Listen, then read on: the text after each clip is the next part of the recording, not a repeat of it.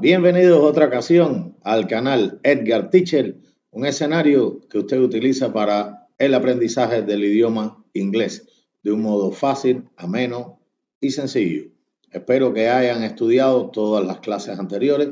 En cada encuentro les reitero, desde la clase 1 hasta la actual. ¿Para qué? Para que pueda encontrarle, como siempre les explico, un sentido lógico al idioma inglés. Que usted mismo sea capaz de crear sus propias ideas. Bien, en la clase de hoy, bien preparaditos porque vamos a ver un contenido algo complejo. Va a ser referente a los modos. Los idiomas están compuestos por varios modos: el indicativo, el subjuntivo y el imperativo. ¿Cuáles serán los semejantes? Pues el indicativo y el subjuntivo. ¿Por qué? Porque ambos pueden ejercer las 5 fases que compone el idioma: la fase afirmativa, la fase negativa y 3 tipos de interrogativa: la interrogativa al sujeto, la interrogativa de yes or no y la interrogativa a los complementos o interrogativas informativas que no esté contemplado el sujeto. Esto lo vamos a estudiar en clases posteriores. Por ahora únicamente nos vamos a enmarcar en el indicativo y el subjuntivo. ¿Por qué? Porque ya el imperativo se estudia aparte una vez que entremos en tiempos verbales, en pronombres complementos, que son los contenidos que contemplan este modo, que son órdenes, mandatos, comandos, que van únicamente dirigidos a las segundas personas, la del singular y la del plural respectivamente. Así que aquí nos vamos con los modos. ¿Preparados? Que aquí vamos. Bien, vamos a comenzar con la explicación del modo subjuntivo. Dice aquí would. Cuando vean esta combinación de grafemas O-U-L-D, lo vamos a pronunciar ud. Por lo tanto, leemos por aquí, esta es la grafía, la escritura, y estos son los fonemas a tener en cuenta a pronunciar. ¿Ven? Would. Su contracción será apóstrofo D. Would o el apóstrofo D. Dice, utilizaremos este modal auxiliar para darle las terminaciones, lógicamente las terminaciones en español, ara, hieraría, áramos, hieran, etcétera. Dice etcétera, esto es fundamental porque está en dependencia del verbo, si en su forma base o simple termina en ar, er, ir y qué sujeto lo esté conjugando. Dice, para darle las terminaciones, estas que vienen aquí, entre otras, a la forma verbal principal de la oración y así formar el modo subjuntivo, el cual indica probabilidad o posibilidad futura. Would se ubicará en la fase afirmativa entre el sujeto y la forma verbal principal de la oración y no se va a traducir, es decir, él no se traduce y ustedes lo van a ver posteriormente porque esta parte de contenido la vamos a dividir en 3, es decir, la parte conceptual, que es esta que estamos viendo, la parte, es decir, de contenido, que es la que vamos a ver a continuación, y la ejemplificación al final. Cuando queremos convertir del español al inglés la palabra quisiera, como que tiene hiera, would apelará al verbo like, que es gustar, y no al verbo want, porque quisiera viene de querer, querer es want, y no al verbo want, que es querer, ya que no existe relación con este último. Es decir, no debemos, es decir, mezclar a would con want cuando queremos nosotros referir un subjuntivo. Ojo, el español posee conjugaciones verbales mecánicas, es decir, el verbo se conjugará ocurriendo un cambio semántico. ¿Qué cosa es un cambio semántico? Es decir, un cambio en la escritura a la hora de conjugarse con el sujeto, mientras que en inglés la conjugación es automática, es decir, el verbo se conjugará, es decir, va a permanecer igual, conjugándose únicamente según el sujeto que se le designe. Como les decía, esta es la parte conceptual. Vamos a ver ahora qué es lo que ocurre entre un modo indicativo en tablas comparativas y el subjuntivo. Observe a continuación. Vamos a ver estas tablas comparativas entre ambos modos, entre el indicativo y el subjuntivo. Cuando hablamos de objetivo y subjetivo, es lo que va a caracterizar a estos modos. En ocasiones, cuando se le pregunta a un estudiante de que qué es lo que emite un modo indicativo, el estudiante por esta nominación únicamente dice es el modo que indica. Esto no tiene nada con indicar. Lo que refiere al indicativo es esto que vemos en paréntesis aquí. Es decir, lo objetivo es la realidad, es decir, la realidad objetiva, y por acá vamos la subjetividad. Por ejemplo, si decimos yo tengo 3 hijos, es decir, es una realidad. El cielo es azul, también es otra realidad. ¿Ven? Tengo hambre, es una realidad, es mi estado anímico, emocional, fisiológico y demás. Por acá, ¿ve? Quisiera tener un barco, ¿ve? Quisiera, pero no lo tengo, ¿ve? A lo mejor lo pudiera tener, a lo mejor no, pero cae en la subjetividad, es algo que pudiera darse o no. Aquí ya estamos ya ubicados que el modo subjuntivo lo vamos a utilizar para la realidad objetiva y el subjuntivo para la subjetividad. Bien, vamos a comenzar entonces en la comparación entre un modo y otro en los dos idiomas. Vamos a ver aquí, conjugaciones mecánicas del modo indicativo en español. Cogemos 4 pronombres, es decir, 2 del singular y 2 del plural. Yo, tú, nosotros y ellos. Utilizamos el infinitivo querer y lo vamos a convertir en formas verbales del indicativo. Decimos yo quiero, tú quieres, nosotros queremos, ellos quieren. Ahora yo les pregunto, ¿hubo un cambio semántico, como lo dice la nota anterior sobre el idioma español y el inglés? ¿Hubo algún cambio semántico en el paso del infinitivo a convertirse en forma verbal en español del indicativo? ¿Sí o no? Sí. Miren, sí. Cambia todo el tiempo y se ajusta a cada pronombre específicamente. Yo no puedo decir yo queremos, ni ellos quiero, ni tú quieren. Es decir, existe una forma verbal específica para cada sujeto de la oración. Por eso es que decimos en español, ¿podemos omitir sujeto en español? Claro que sí. ¿Por qué? Porque el español, al conjugar de modo mecánico, es decir, ya establezco, si yo digo quiero un pedazo de pan. ¿Quién quiere un pedazo de pan? Yo, porque la única acepción para quiero es yo. Queremos un mundo mejor. Podemos comenzar por aquí. Queremos un mundo mejor. ¿Quiénes queremos un mundo mejor? Nosotros. Lógicamente, porque el único que se conjuga a queremos es la primera persona del plural. No podemos decir ni yo queremos, ni tú queremos, ni ellos queremos. Espero hayan entendido hasta aquí. Recuerden que para eso existen algunas recomendaciones, algunas sugerencias. Ustedes lo pueden dejar ahí en el canal y entonces, bueno, yo les explico. Vamos a pasar entonces al indicativo del inglés. El indicativo del inglés, bueno, aquí pasamos esto mismo que aparecen acá, del lado del indicativo del español, lo pasamos por acá. Yo, que es I, tú, you, nosotros, we, y ellos, que es they. Anteriormente le decía en la parte conceptual, ahí les decía de que el inglés va a establecer conjugaciones automáticas, es decir, el verbo se va a mantener igual conjugándose automáticamente al sujeto que le preceda. Por ejemplo, aquí decimos, ve, tenemos want, que es querer, él se va a mantener igual. Ahora él mira hacia el sujeto y en dependencia del sujeto que vea, automáticamente se va a conjugar a él. ¿Ve? Yo quiero, I want. Nosotros queremos, we want. Tú quieres, you want. Ustedes quieren, you want. Porque recuerden que you va a representar el singular y el plural. Por lo tanto, recuerden, you, tú quieres, usted quiere o ustedes quieren. No puedo definirlo ya que no tengo un contexto para a través de la concordancia lograr definir si él está en singular o en plural. They want, ellos quieren. Voy a omitir sujeto en inglés. Want.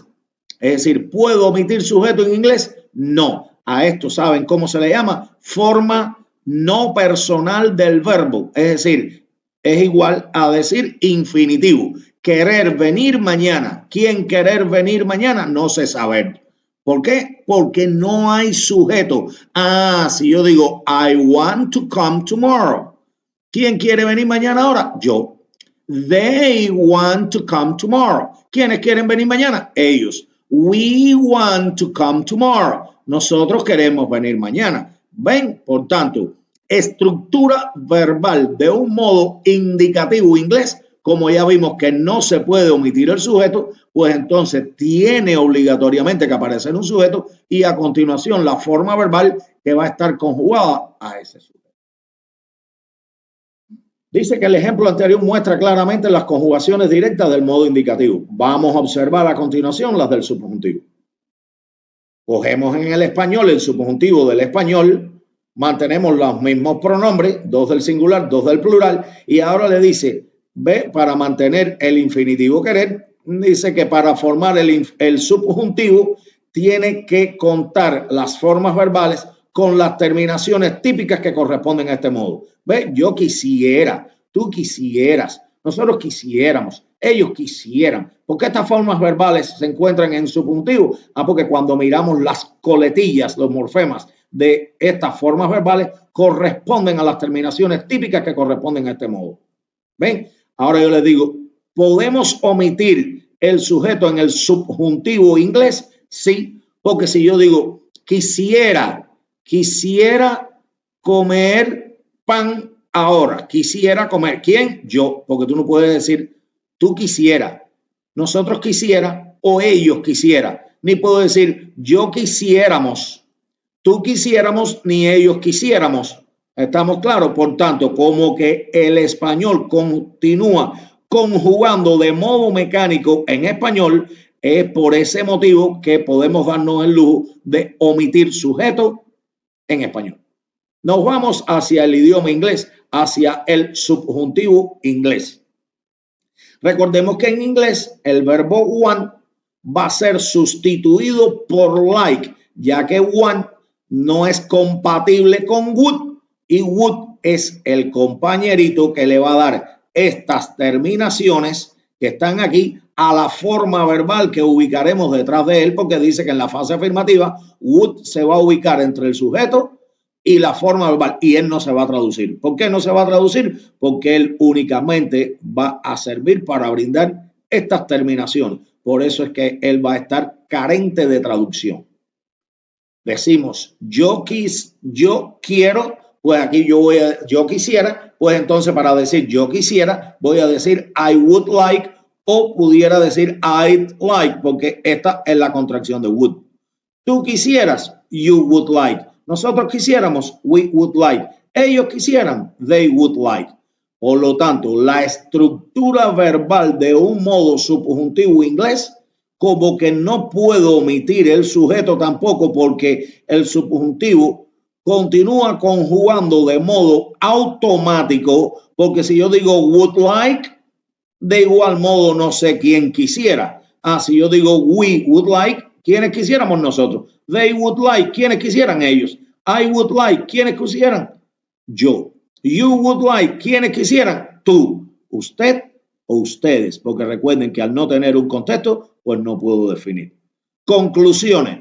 Estructura verbal de un modo subjuntivo, tiene que haber un sujeto, ya que no se puede omitir sujeto tampoco en el modo subjuntivo. A continuación, el auxiliar would para que la forma verbal otorgue estas terminaciones, y a continuación la forma verbal exceptuando want, ubicada detrás de este, para que reciba estas coletillas verbales.